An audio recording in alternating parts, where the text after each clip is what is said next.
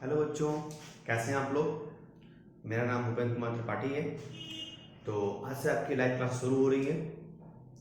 तो आज हम पहले बात कर लेते हैं क्लास 9 के लेसन 1 की।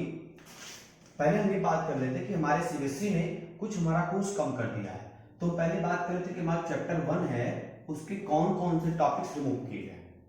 तो चैप्टर 1 में आपका जो नंबर सिस्टम है उसमें आपका पहला टॉपिक रिमूव किया गया है, representation of terminating non terminating recurring decimals on the number line through successive magnification. Actual में आपकी पूरी एक्सरसाइज है, उस पूरी एक्सरसाइज को डिलीट कर दिया गया है। मतलब उस एक्सरसाइज के क्वेश्चन अब आपके एग्जाम में नहीं लेंगे। वो जो आपकी एक्सरसाइज है मेरे ख्याल से 1.4 है, फिर भी अगर हम चेक कर ले रहे हैं, आपकी जो एक्सरसाइज 1.4 थी उसको पूरी तरह से हटा दिया गया है। यानी एक्सरसाइज 1.4 अब आपको नहीं पढ़ना है। एक हमारा टॉपिक डिलीट किया गया है। फिर दूसरा आपका टॉपिक है explaining that every real number is represented by unique point on the number line and conversely. मतलब आपका जो टॉपिक अगला आएगा उसमें था कि हम किसी भी नंबर को नंबर लाइन पे रिप्रेजेंट कर सकते हैं। मतलब आपको यूनिक पॉइंट होता है। तो ये टॉपिक भी हमारा हट गया है, आपको ये भी नहीं पढ़ना इस साल। अगले साल जो होगा देखा जाएगा। And definition of nth root of a real number, यानी चैप्टर 1 के ये 3 टॉपिक हैं जो आपके सिलेबस से हटा दिए गए हैं। मतलब इन तीनों टॉपिक्स को इस बार आपको नहीं पढ़ना है और ना ही आपके एग्जाम में ये आएंगे। आपको ध्यान रखना है, पहले चैप्टर के 3 टॉपिक अब आपके सिलेबस में नहीं है।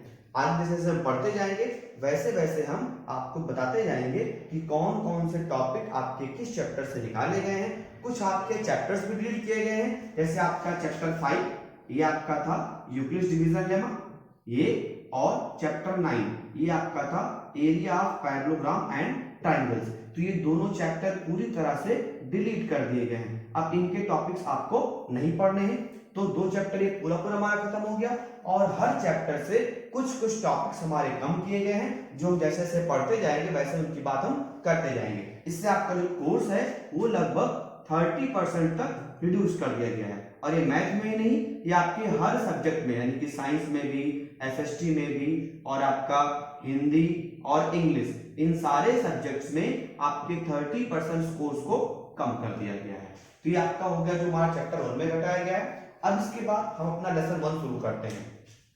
तो जो हमारा लेसन 1 है उसकी आज हम बात करेंगे। आज हम शुरुआत करते हैं अपने लेसन 1 की। फिर से आप जो थोड़ा बहुत पढ़ चुके थे वो भी अच्छी बात है, आपका रिवीजन हो जाएगा, और जिन्होंने कुछ भी नहीं पढ़ा था वो आज से एकदम नए तरीके से आपको पढ़ाया जाएगा। तो शुरू करते हैं। पहला आपका जो चैप्टर है वो है आपका नंबर सिस्टम। पहला आपका चैप्टर है नंबर सिस्टम। अब ये नंबर की बात हो रही है तो सिंपल सी बात है, यहां हम क्या पढ़ेंगे, हर तरह की नंबर्स के बारे में। तो पहले हम नंबर्स के बारे में जान लेते हैं। जैसे आपने पढ़ा होगा, पहली आपकी जो नंबर होती है वो होती है नेचुरल नंबर। अब आपको नेचुरल नंबर पहले बात कर लेते हैं। तो नेचुरल नंबर क्या होती है, जो भी आपकी काउंटिंग नंबर्स हैं, all the counting numbers, all the counting numbers, counting numbers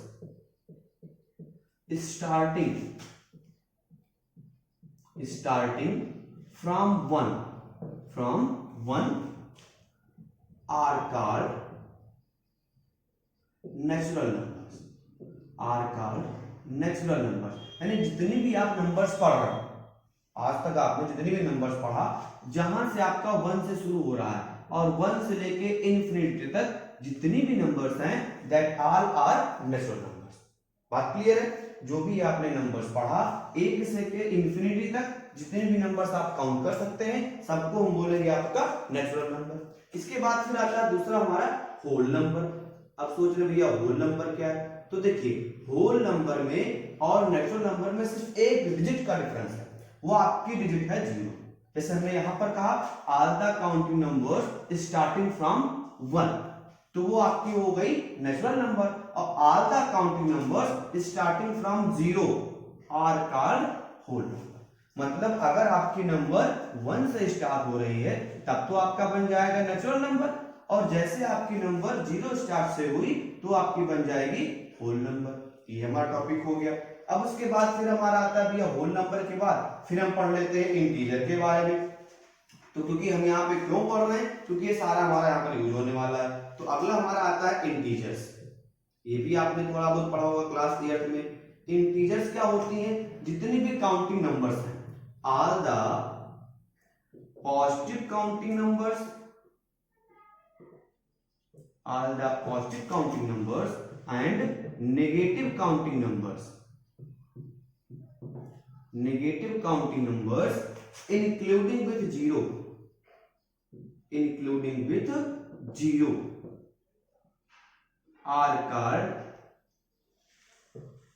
integers, are called integers। मतलब जितनी भी काउंटिंग नंबर्स हैं वो चाहे पॉजिटिव वाली हैं चाहे वो नेगेटिव वाली है, और आप जीरो को भी इंक्लूड कर लो। जैसे आप एग्जांपल देख लें, -3 आपका इंफिनिटी तक जाएगा, ये भी आपका जाएगा इंफिनिटी तक, -3, -2, -1, 0, 1, 2, 3 डॉट डॉट डॉट इंफिनिटी। तो इसके बीच में जितनी भी नंबर्स आएंगे उन सबको हम क्या बोल देंगे, इंटीजर्स। बातें क्लियर हो गई।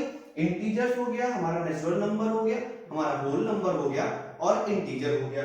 अब इसके बाद हमारे पास कुछ और नंबर्स बचती हैं, तो उनकी भी हम बात कर लेते हैं, क्योंकि हम जब नंबर्स के बारे में जानेंगे तभी हम पढ़ पाएंगे आपका नंबर सिस्टम। तुम्हारा चैप्टर का नाम ही है नंबर सिस्टम, तो हमको हर तरह की नंबर्स के बारे में पहले जानकारी रखनी पड़ेगी। अब इसके बाद हमारा टॉपिक आता है इवन नंबर। तो ये भी आपने पढ़ रखा होगा। इवन नंबर क्या होती है, जो भी नंबर आपकी 2 से डिविजिबल हो। All the numbers that are divisible by 2 are called even number. मतलब जो जो नंबर 2 से पूरी तरह से कट जाएं और आपका कोई रिमाइंडर ना आए तो उनको हम बोलते हैं आपका इवन नंबर। यहाँ एक बात का ध्यान रखना है, हम इवन नंबर उनको बोलेंगे जो पूरी तरह से कटे तो लेकिन डेसिमल में ना आए। यानी हमको डेसिमल में नहीं, जैसे आपका लिखा है 3/2 तो कटेगा तो ये भी आपका आ जाएगा 1.5, लेकिन इसको हम इवन नंबर नहीं बोलेंगे। हम किसको बोलेंगे भैया, 4/2 मतलब 2 आ गया। यानी जो आपको कट के मिल रहा है वो आपकी कंप्लीट नंबर होनी चाहिए। आपको डेसिमल की बात यहाँ पे अभी नहीं करनी है। तो अगर आप किसी नंबर को 2 से डिवाइड कर रहे हो, पूरी तरह से वो कट जा रहा है, तो वो हम उसको बोल देंगे आपका इवन नंबर। फिर हमारा उसके बाद में आएगा ऑड नंबर। इवन नंबर क्या होती है, 2 से पूरी पूरी कटेगी। जैसे आपका 0 भी इवन नंबर, ध्यान रखिएगा 0 is also an even number. ये आपका बहुत इंपॉर्टेंट पॉइंट है, ये आपको बार बार यूज करना है। 0 आपका क्या हो जाएगा, इवन नंबर। अब 2, 2, 4, 6, 8, 10 आप जितना चाहो पढ़ सकते हो। फिर हमारा दूसरा आता है इसके बाद ऑड नंबर। अब ऑड नंबर क्या होता है, just opposite to even number. मतलब जो नंबर्स 2 से पूरी पूरी ना कटे वो बन जाएगी ऑड नंबर। मतलब जितनी भी आपकी नंबर्स हैं जो 2 से नहीं कटती हैं उनको हम क्या बोल देंगे, ऑड नंबर। जैसे आपका 3 हो गया, 5 हो गया, 7 हो गया, 1 भी आगे हो जाएगा, 9 हो जाएगा, 11 हो जाएगा, dot means the number which are not completely divisible by 2 are called odd number। फिर उसके बाद हमारा आएगा कंपोजिट नंबर। भैया तो आप सोचो भैया कंपोजिट नंबर क्या है, हमको फिर मिल जाएगा कंपोजिट नंबर। ये आपके सारे बहुत इंपॉर्टेंट है। कंपोजिट नंबर क्या होता है, जैसे आपने सुना होगा, हमने इसमें एग्जांपल देखी, हमारे पास 4 है, 9 है, 6 है, 8। इनको अगर आप फैक्टराइज करें तो इसका फैक्टर क्या क्या आएगा, 1 आएगा, 2 आएगा, 4 आएगा। इसका करेंगे तब क्या आएगा, 1 आएगा, 3 आएगा, 9 आएगा। इसका करेंगे तो आपको मिल जाएगा 1, 2, 3, 6। इसका फैक्टर करेंगे तो मिल जाएगा 1, 2, 4, 8। ये सारे फैक्टर्स हैं। तो यहाँ पर ध्यान से देखो, इसके पास कितने फैक्टर हैं, मोर देन 2 यानी कि 3 है, इसके पास भी 3 है, इसके पास 4 है, इसके पास 4 है। तो ऐसी नंबर जिनके पास मोर देन 2 फैक्टर होते हैं, मोर देन 2 फैक्टर मतलब 2 से ज्यादा फैक्टर। एक तो 1 होता ही, सबका होता है, एक वो नंबर खुद की होती है, तो 2 तो ये हो गए, उसके बाद भी और फैक्टर हो, मतलब मोर देन 2 फैक्टर्स हो, यानी 2 से ज्यादा। अगर 2 से ज्यादा फैक्टर हैं तब उन नंबर्स को हम बोलते हैं composite number. Means the numbers having more than 2 factors are called composite number. ये बात क्लियर हो गई आपको। ये मैं आपको लिखवा नहीं रहा हूं क्योंकि आपकी सारी डेफिनेशन आप पहले से पढ़ चुके हैं, बस हम एक बार उसको रिवाइज करवा दे रहे हैं ताकि आगे आपको समस्या ना। तो ये आपका हो जाएगा कंपोजिट नंबर। उसके बाद फिर आता है हमारा प्राइम नंबर। तो भैया प्राइम नंबर क्या होता है, इसी का उल्टा, जिसके पास केवल 2 फैक्टर हो। The numbers having only 2 factors, ये वर्ड ध्यान रखिएगा, ओनली टू फैक्टर्स। भाई जिसके पास ओनली टू फैक्टर्स, केवल दो ही फैक्टर होंगे, कौन कौन से होंगे? वो number, the number itself, the number itself and one, मतलब वो नंबर और वन, केवल दो फैक्टर होंगे, उसको हम बोलेंगे आपका प्राइम नंबर। मतलब जो नंबर्स, ऐसी नंबर जिनके पास केवल दो फैक्टर हैं, जैसे हमने ले लिया 3, तो 3 का फैक्टर क्या होगा? 1 होगा और 3 होगा, और इसी की भी टेबल में 3 आएगा। फिर हमने ले लिया 5, तो इसके पास भी क्या है? 1 है और 5। फिर हमने आपका ले लिया 7, तो इसके पास भी क्या है? 1 है और 7 है। फिर हमने ले लिया 11, तो इसके पास भी क्या है? 1 है और 11 है। तो ऐसी नंबर्स जिनके पास केवल और केवल दो फैक्टर्स हैं, उनको हम बोलते हैं प्राइम नंबर। अब यह एक बात आपको ध्यान देनी है, 1, सोचो कि सर जी ने तो 1 की बात नहीं की, 3 ले आए, 4 ले आए, 2 ले आए, बट 1 की बात नहीं की। तो भैया जो 1 हमारी है, ये आपका ना तो कंपोजिट है, ये ना ही कंपोजिट है और ना ही प्राइम है। ध्यान रखिएगा, no composite and no prime. 1 हमारी ऐसी नंबर है, इकलौती नंबर है जो ना तो कंपोजिट है और ना ही प्राइम है। And the most important thing, जो हमारी नंबर 2 है, 2 is the first prime number. 2 हमारा क्या है? पहला प्राइम नंबर है। And 2 is the only number which is even and prime, even and prime, यानी 2 हमारे पास सिर्फ 2 ही ऐसे डिजिट है, नंबर है जो प्राइम भी है और इवन भी है, और बाकी सारी जो प्राइम नंबर्स है, आप ध्यान से देखो तो ये ऑड नंबर्स है। मतलब 2 अकेली ऐसी नंबर है जो इवन भी है और प्राइम भी है। इतनी बात क्लियर हो गई है। अब आगे हम पढ़ते हैं, थोड़ा सा और पढ़ लेते हैं रेशनल नंबर के बारे में, जहां से हमारा टॉपिक यहाँ पे आपके कोर्स का शुरू होगा। यानी 9th का जो कोर्स है वो आपका शुरू होगा रेशनल नंबर से। तो यहाँ से आपको लिखना शुरू करना है। आप थोड़ा सा ध्यान से देखिएगा, इसको अपने नोट्स बनाते जाएं और आप अच्छे से इसको प्रिपेयर करें। तो पहला हमारा आज का टॉपिक होगा, जो एक्चुअल टॉपिक है आपके कोर्स के अकॉर्डिंग, वो आपका है rational number, rational numbers.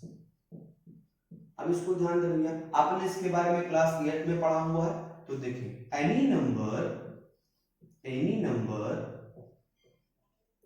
That can B written in the form of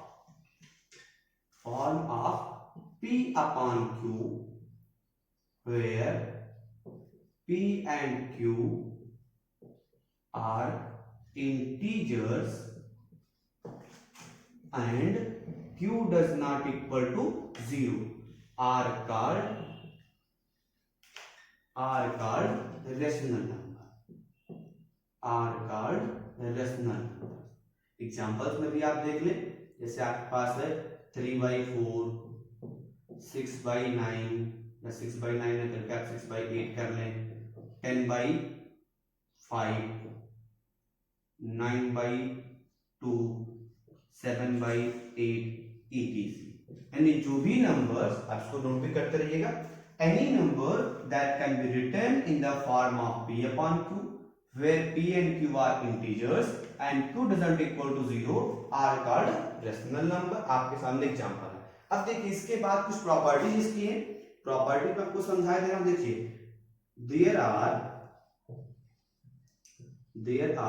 infinite rational number between any two rational number। ये पॉइंट आप ध्यान रखिएगा, क्योंकि इसको आगे हम एक्सरसाइज 2 करेंगे। पॉइंट क्या कह रहा है? There are infinite rational number between any two rational number. यानी जैसे हमने 2 रेशनल नंबर ले लिया, इन दोनों को हमने मान लो ले लिया, सपोज करिए आप इन दोनों को हमने ले लिया, तो इन दोनों के बीच में हम इनफाइनाइट रेशनल नंबर लिख सकते हैं। मतलब कोई फिक्स नहीं कि 2 होगा, 4 होगा, 6 होगा, नहीं, जितना आप चाहो उतनी रेशनल नंबर को आप इन दोनों नंबर्स के बीच में लिख सकते हो। ये आपको ध्यान रखना है, क्योंकि आगे जब हम एक्सरसाइज में जाएंगे तो हमको यही काम करना होगा कि हमको 2 रेशनल नंबर के बीच में कुछ रेशनल नंबर्स को डालना होगा। तो डालने का जो तरीका है उसको हम आगे डिस्कस करेंगे। यहाँ इतना जान लो कि 2 रेशनल नंबर के बीच में इनफाइनाइट रेशनल नंबर होती है। अब इसको आप नोट कर लीजिए, आपके पास 2 मिनट का समय है, फिर हम आगे बढ़ते हैं।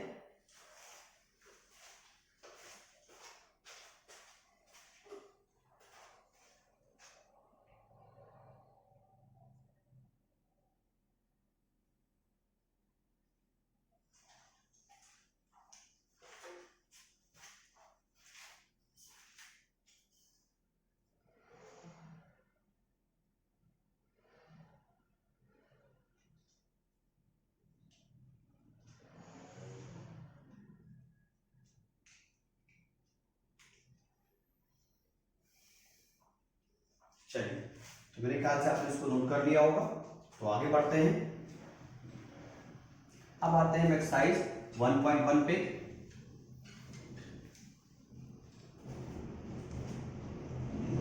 हम बात करते हैं एक्सरसाइज 1.1।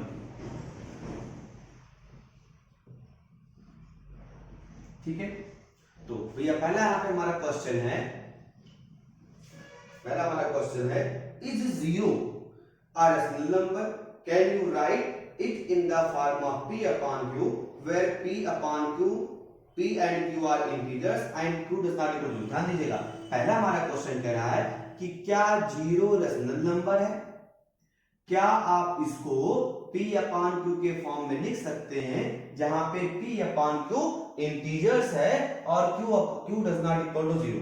मतलब हमको बताना है कि क्या जीरो रेशनल नंबर है और उसको हम p अपान q के फॉर्म में लिख सकते हैं या नहीं लिख सकते हैं। तो ये देखिए, आपका आंसर यहां पे हो जाएगा yes. Yes, zero is a rational number. Zero is a rational number because zero can be written in the form of p upon q, where p and q are integer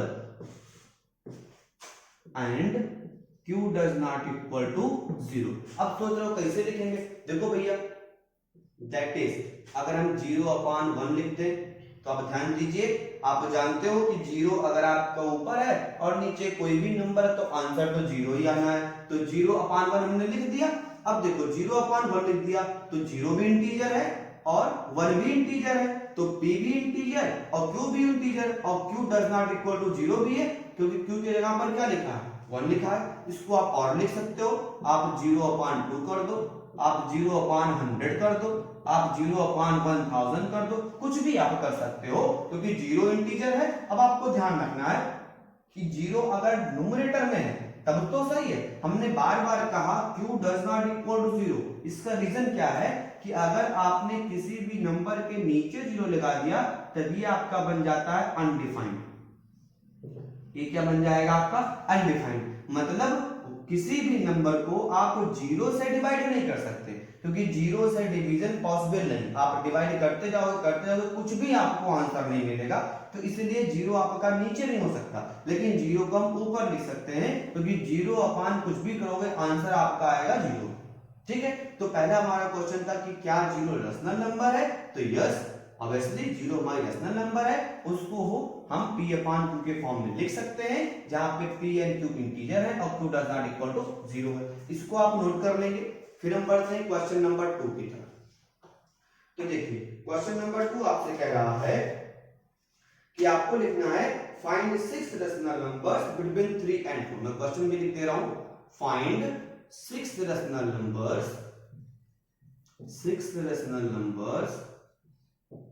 between 3 and 4। 3 और 4 के बीच में आपको 6 rational number लिखनी है। अभी हमने आपसे कहा था भैया कि 2 रेशनल नंबर के बीच में इनफाइनाइट रेशनल नंबर होती हैं, तो 3 और 4 भी आपकी रेशनल नंबर है। तो देखते हैं कैसे लिखेंगे। देखो, पहला हमारा काम क्या होगा कि हमको जो दिया हुआ है उसको हम कर लेंगे फ्रैक्शन के फॉर्म में। तो वी हैव 3/1 एंड 4/1, ये हमने कर लिया। अब उसके बाद देखो भाई, यहाँ पे तो हमारा डिनोमिनेटर सेम है। कभी कभी क्या होगा, जब ये सेम नहीं होगा तो उस केस में पहले हम एलसीएम लेंगे और एलसीएम लेके इसको सेम करेंगे। ठीक है, पहले बात ध्यान सुनिएगा। पहला काम क्या होगा भैया, हमने फ्रैक्शन में तो कर लिया। उसके बाद अगर इन द केस इसका डिनोमिनेटर सेम नहीं है तो पहला हमारा काम होगा हम इनके डिनोमिनेटर को सेम करें। सेम करने के बाद अब आपको ध्यान देना है कितनी रेशनल नंबर निकालनी है? 6। तो जितनी रेशनल नंबर निकालनी होती हैं उससे एक ज्यादा।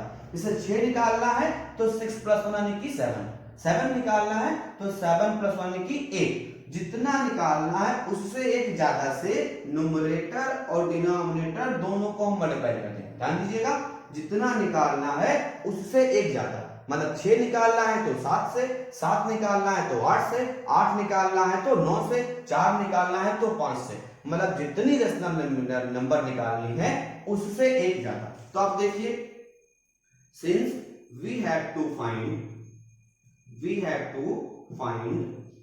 6 rational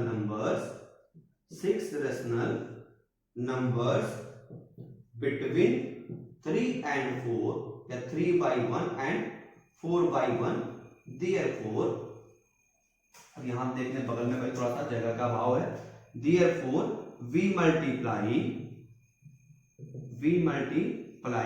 numerator and denominator, n for numerator, d for denominator by 7। तो therefore ये हमको मिल जाएगा 3/1 into 7 and 4/1 into 7 ये हमको मिल जाएगा आपका 21/7 and 28/7, ये हमको मिल गया। तो therefore required rational numbers ये हमको मिल जाएगा 21/7 आप इधर कर दो और 28/7 आप इधर कर दो, और उसके बीच में आप लिखते हुए चले जाओ तो मिल जाएगा 22/7, 23/7, 24/7, 25/7, 26/7 और 27/7। ये आपको 1 2 3 4 5 6 रेशनल नंबर मिल गए। बात क्लियर है? देखो पहला काम क्या करना है, जो आपको रेशनल नंबर दी गई है अगर वो इस तरह से लिखा है तो पहले आप फ्रैक्शन में कर लो, उसके बाद देखो कितना निकालना है, 6 निकालना है तो 7 से, 7 निकालना है तो 8 से, 8 निकालना है तो 9 से, उससे आप न्यूमरेटर और डिनोमिनेटर दोनों को मल्टीप्लाई कर दो। हमने वही काम किया, मल्टीप्लाई कर दिया और फिर उसके बीच में आप रेशनल नंबर लिख दो। तो इसको आप नोट कर लीजिए, फिर हम आगे बढ़ते हैं।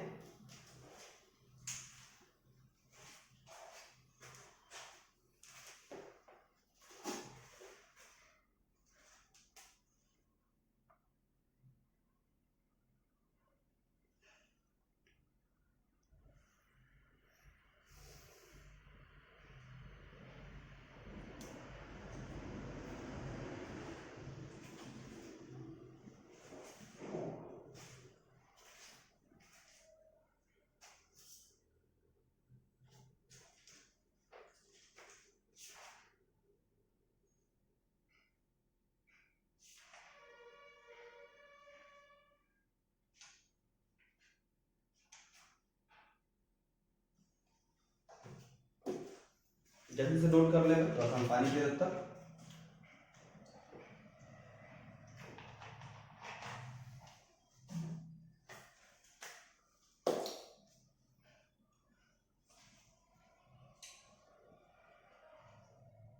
चलिए तो इसको आप नोट कर चुके होंगे।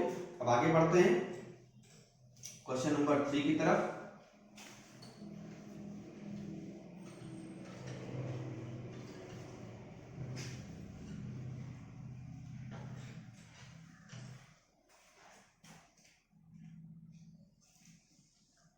देखिए क्वेश्चन नंबर 3 की बात कर लेते हैं। 3 हमारा कह रहा है find 6 rational number,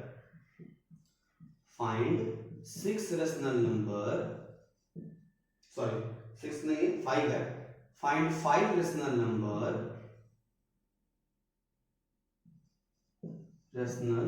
numbers between 3/5 and 4/5। अब देखो भैया फ्रैक्शन वाला केस आ गया। नॉर्मली आपको एग्जाम में फ्रैक्शन वाला ही मिलेगा, 3/4 का भी मिल सकता है पर फ्रैक्शन वाले ज्यादा मिलते हैं। तो भैया हमको इनके बीच में रेशनल नंबर निकालना। हमने पहला आपसे क्या कहा कि आप देख लो आपको निकालना है तो आपको नंबर्स का दिए हैं, तो वी हैव 3/5 एंड 4/5। अब पहला हमारा काम क्या होता है, डिनोमिनेटर देखना। तो क्योंकि हमारा डिनोमिनेटर सेम है तो हमको एलसीएम नहीं लेना है। इन द केस अगर ये सेम नहीं होता तो पहले हम क्या करते, पहले हम डिनोमिनेटर का एलसीएम लेते और डिनोमिनेटर को सेम बनाते। तो पहले से ही सेम है तो अच्छी बात है, तो हमारा काम आसान हो गया। तो अब आगे बढ़ते हैं। अब आप देखो कि ये कितना निकालना है, 5। आपको निकालना कितना है, 5 रेशनल नंबर। तो 5 निकालना है मतलब 5 प्लस 1, 5 निकालना मतलब 5 प्लस 1। तो 5 प्लस 1 से आप न्यूमरेटर और डिनोमिनेटर को मल्टीप्लाई करोगे। तो आप देखो यहां पर, since we have to find 5 rational number between 3/5 and 4/5. Therefore, we multiply numerator and denominator by 6. किससे करेंगे हम, 6 से मल्टीप्लाई करेंगे। क्यों 6 से करेंगे, 5 निकालना है, यही आपको पकड़ना है। बस एक बात पकड़ के रखो कि जितना निकालना है उससे एक ज्यादा, 5 निकालना है तो 6 से, 6 निकालना है तो 7 से, तो मल्टीप्लाई कर देते हैं। तो देयरफॉर हमको मिल जाएगा 3/5 into 6 and 4/5 into 6 and this becomes 18/30 and 24/30। ये हमको मिल गया, बस हमारा काम बन गया। तो देयरफॉर रिक्वायर्ड रेशनल नंबर्स, ये आपका हो जाएगा। इसको आप इधर लिख दो 18/30 और इधर लिख दो आप का हो जाएगा 24/30। अब इनके बीच में आप लिख दो, मिल जाएगा आपको 19/30, 20/30, साइन लगाते रहे, 21/30, 22/30 और 23/30। आपको 5 मिल गया, 1 2 3 4 5, 5 और रेशनल नंबर आपको मिल गए। एक बात का आप यहाँ पे ध्यान रखें, यही ऐसा नहीं कि यही तरीका है, और भी तरीके हैं। And the most important thing, सबके आंसर अलग अलग भी हो सकते हैं, ये इस बात का आप ध्यान रखिएगा। जरूरी नहीं कि आप यही मेथड लगाओ, और भी आपका मेथड है, तो उसकी हम बात करें। देखो भाई, जैसे आपको 3/5 4/5 दिया हुआ, एक हम और मेथड बात कर लेते हैं, उसका कोई नोट नहीं करना है, बस आप देख लीजिएगा। देखिए 3/5 और हमको 4/5 के बीच में निकालना है, तो आप क्या करो, इन दोनों को जो इसके डिनोमिनेटर है पहले से ही सेम है, पहले से आपके डिनोमिनेटर सेम है, तो आप क्या करो, इनको 10 से मल्टीप्लाई कर दो। क्यों 10 से कर रहा है भैया, 5 निकालना है, मतलब जब 1 से लेके 9 तक निकालना हो तो हम 10 से करेंगे, ठीक है। 1 से लेके 9 तक निकालना है तो 10 से, फिर आप मान लो 10 से लेके आपको 19 तक निकालना है तो आप 20 से मल्टीप्लाई कर दो, ठीक है, दोनों तरफ, ऊपर नीचे दोनों तरफ। पहला तो काम आपका होगा, देखो पहला काम क्या होगा, पहला काम तो आपका होगा डिनोमिनेटर को सेम करना। सेम करने के बाद दूसरा हमारा तरीका है कि अगर हमको 1 से लेके 9 के बीच रेशनल नंबर निकालना है तो हम न्यूमरेटर और डिनोमिनेटर को 10 से मल्टीप्लाई कर देंगे, यानी कि हम ये कर देंगे 3 × 10 और 5 × 10, और ये आपका हो जाएगा 4 × 10/5 × 10, ये कर देंगे। तो हमको क्या मिल जाएगा 30/50, और ये हमको मिल जाएगा 40/50। अब कोई भी आप बीच में लिख दो, देखो 31/50, 32/50, 33/50, 34/50, 35/50, देखो उसके बीच में ही तो ये भी आप कर सकते हो। 5 हमारा हो गया, आप और आगे लिख सकते हो। तो बस इतना आपको ध्यान ये रखना है कि आप चाहे ये तरीका लगाओ चाहे ये लगाओ। अब इसमें क्या होता है, हमको एग्जैक्ट मिल जाता है, बार बार ज्यादा घूमना नहीं पड़ता, यहाँ पे थोड़ा हमको ज्यादा मिल जाएगा। तो मेन बात है कि सबके आंसर अलग अलग भी हो सकते हैं, और भी तरीका, एक तरीका और इसको निकालने का है, वो आपने क्लास 8 में पढ़ा होगा, दोनों को जोड़ के 1/2 से करो, फिर अगला है उसको 1/2 से जोड़ के करो, तो ऐसा आप करते जाओ तो वहां से भी निकल आएगा। तो ऐसा नहीं कि एक ही तरीका है, 2-3 तरीके हैं, बट सबसे आसान वाला ये है कि जो आपका हर क्वेश्चन में एप्लीकेबल है, इसे आप सबसे आसानी से आपको पकड़ना क्या है, बस जितना निकालना उससे ज्यादा। पहला काम एलसीएम लो, दूसरा काम जितना निकालना उससे ज्यादा, बाकी कुछ बवाल नहीं है, सिंपल सा क्वेश्चन है। तो इसको आप नोट कर लीजिए, फिर हम आगे बढ़ते हैं। अब आगे क्या बढ़ते हैं, पहले आप देख लो, अगला जो आपका क्वेश्चन है वो आपका ट्रू फॉल्स वाला है, तो उसको हम पढ़ के आपको समझाए दे रहे हैं। ट्रू फॉल्स वाले क्वेश्चन है, उसमें आपका पहला जो पार्ट बता रहा है वो कह रहा है every natural number is a whole number. पहला आपसे पार्ट्स का ट्रू फॉल्स है एक्सप्लेन करना है। पहला आपसे कह रहा है कि every natural number is a whole number, बिल्कुल सही बात है भाई, every natural number whole number है। कैसे है भाई, नेचुरल नंबर शुरू होता है 1 से और होल नंबर शुरू होता है 0 से, तो 1 0 के बाद ही तो आएगा, तो 0 से और 1 से लेके आपका जहां तक जाओगे हो गया नेचुरल नंबर, और 0 तक क्या हो जाएगा होल नंबर। तो आप 1 से जब गए इन्फिनिटी तक तो ये तो आपको मिल गया नेचुरल नंबर। अब वो किसके बीच में है, वो होल के बीच में ही तो है, मतलब every natural number is a whole number. ये आपका बिल्कुल सही है, इसको आप ध्यान रखेंगे। अगला आपका टॉपिक है, अगला पॉइंट इसका है every integer is a whole number. ये आपका फॉल्स है। क्यों फॉल्स है भैया, देखिए इंटीजर में क्या होता है, इंटीजर में आपकी नेगेटिव वाली नंबर भी आती है, आपको बताया था मैंने अभी कि वो क्या होती है, all the negative counting numbers. तो भैया नेगेटिव वाली तो आपकी नेचुरल नंबर होल नंबर होती नहीं है। होल नंबर कहां से होता है, 0 से लेके इन्फिनिटी तक। अब इधर जो आता है वो क्या होता है, नेगेटिव होता है। तो क्योंकि जो नेगेटिव वाला है वो होल वाले में नहीं आता, मतलब every integer is not whole number. ये आपको ध्यान रखना है कि सारी इंटीजर्स होल नंबर नहीं होंगी। और फिर आपका है every rational number is a whole number. ये भी आपका फॉल्स है। क्यों फॉल्स है भैया, every rational number whole number कैसे हो जाएगी, देखो 1/2 आपका रेशनल नंबर है, लेकिन 1/2 क्या आएगा, 0.5 आएगा, जो कि होल नंबर नहीं होता। तो every rational number is not whole number. आगे आपको मिलेगा कि every whole number is rational number. ये सही है, क्योंकि जितनी भी होल नंबर्स हैं सबके नीचे आप 1 कर सकते हो, 1/1, 2/1, तो ये रेशनल नंबर तो बन जाएगा। Means the point is every rational number is not whole number but every whole number is rational number. तो ये आपका यहां तक एक्सरसाइज 1.1 कंप्लीट हो गया है, इसको आप नोट कर लें। फिर हम अब कल बात करेंगे आपके एक्सरसाइज 1.2 की, ठीक है। चलिए नोट कर लें इसको।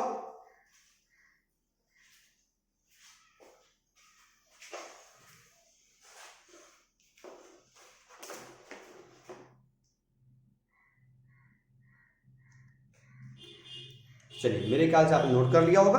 हम लोग मिलते हैं कल।